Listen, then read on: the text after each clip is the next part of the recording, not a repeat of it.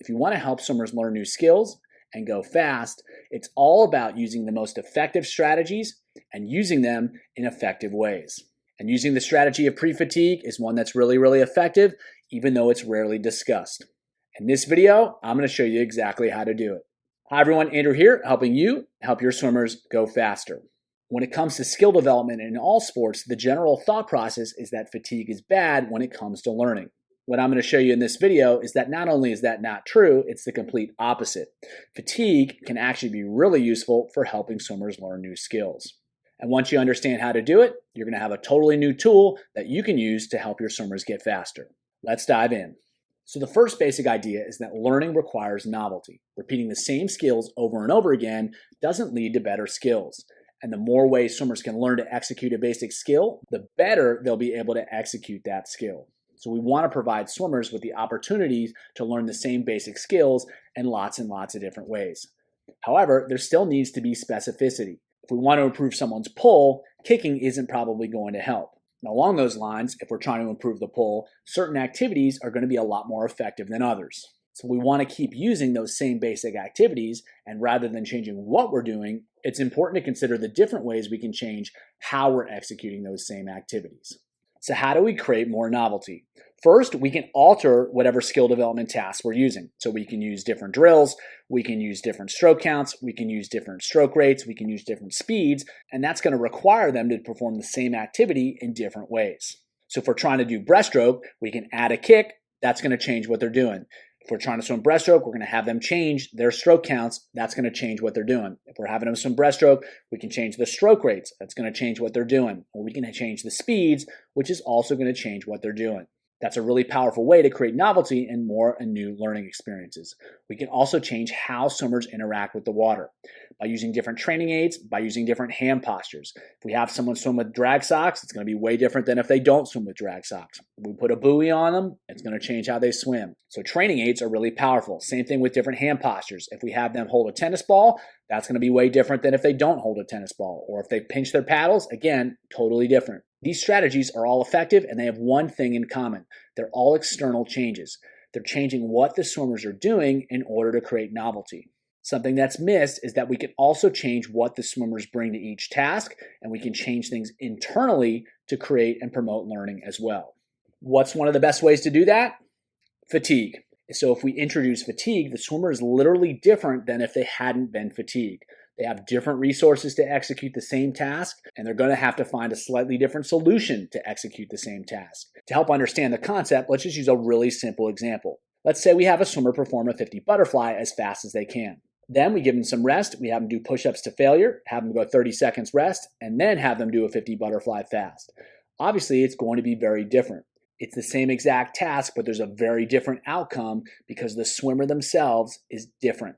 And we can leverage that difference in order to create change and encourage swimmers to swim differently. So the basic idea is to make an isolated part of the body tired and then have swimmers perform. So they're going to have to find new solutions because the normal options aren't available. Let's say we're trying to improve a breaststroker's timing. With this strategy, we can either make their arms or their legs really tired and then ask them to work on their timing. That's going to force them to find different solutions in different ways, and it's really going to encourage them to expand their skill set. By changing what a swimmer brings to the task, we can influence what they learn. There's two different ways to do so. You can do so with intention. This is where you create fatigue in certain areas to create a specific effect. So for example, you fatigue the legs in butterfly, so swimmers have to figure out how to maintain rhythm with tired legs. You're going to create a specific effect based upon a specific intervention, and you're going to do it for a specific purpose. Guess what? Swimmers' legs get really tired in races, so we have to help them figure out how to finish those races, how to execute, how to maintain their rhythm even when their legs are completely shot. So we're trying to help swimmers learn how to navigate a specific situation, and we're using fatigue to make that happen. So we can also do so just to create variety. It's different for the sake of different.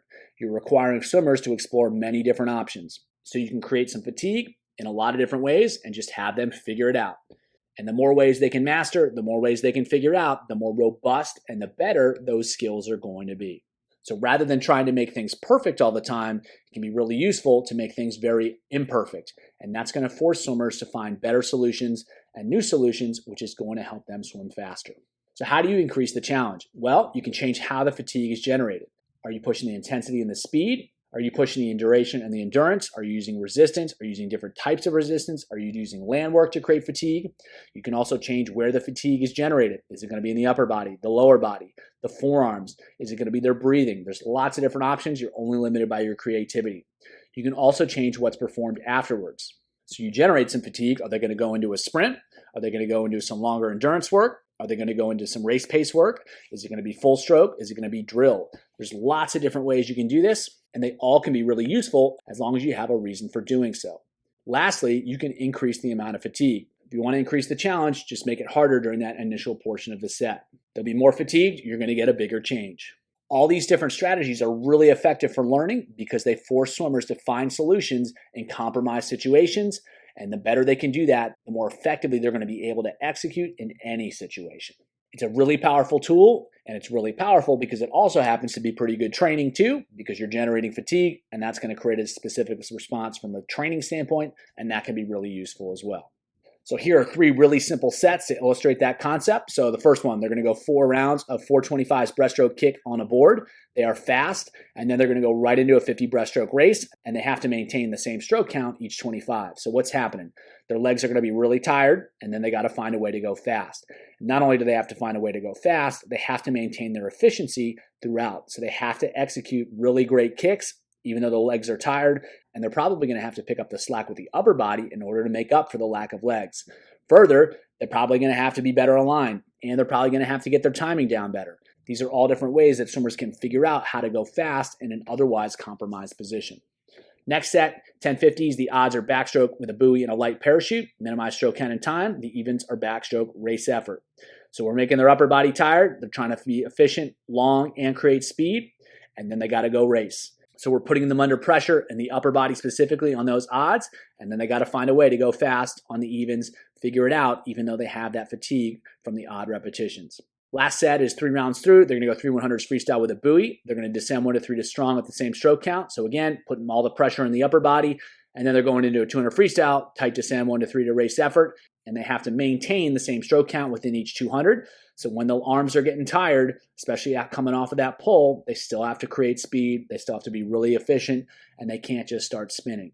So in each case with these sets, whether it's the 50 breaststroke race, whether it's the 50 backstroke race, or the 200 freestyle, each of those efforts are made dramatically different by what they've done beforehand. And those differences are important from a training standpoint and from a skill development standpoint. And with this concept in mind, we can create all sorts of different situations which really challenge swimmers to perform, and they challenge swimmers to learn. And in both cases, that's ultimately going to help them learn how to go faster. If you want to learn more about how to make your favorite drills even more effective, check out the video below. Hope that was helpful, and as always, keep it simple.